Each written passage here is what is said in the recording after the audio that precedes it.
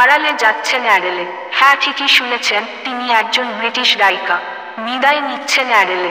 আর মাত্র কয়েকটা মাস, এরপরই দীর্ঘ 16 বছরের ক্যারিয়ারকে স্থগিত রেখে আড়ালে চলে যাবেন এই ব্রিটিশ গায়িকা।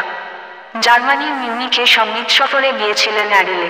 আগস্ট মাস জুড়ে 10টি কনসার্টে পারফর্ম করেন। প্রতিটি কনসার্টে ছিল দর্শকের উপচে পড়া ভিড়। বিক্রি হয় 7,30,000 টিকিট। অ্যাডেলে ইন মিউনিখ শিরোনামের এ সফরের জন্য মিউনিখে 73,000 আসনের একটি অস্থায়ী স্টেডিয়াম তৈরি করা হয়।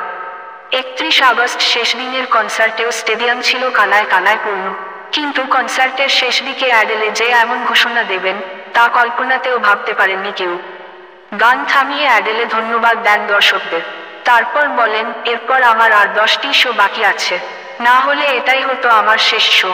এরপর আপনাদের সঙ্গে আর দীর্ঘ সময় দেখা হবে না। দেখা না হলেও আপনাদের কথা আমার সব সময় মনে থাকবে। অ্যাডেলে কথাগুলো বলছিলেন থেমে থেমে, কান্নাজৃত কণ্ঠে।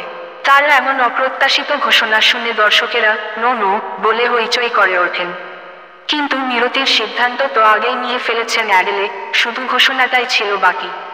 জার্মানির এই শো এর পর অ্যাডেলেকে আবার মঞ্চে দেখা যাবে অক্টোবরের শেষ দিকে। আজ এ পর্যন্তই। কথা হবে আগামী দিনে।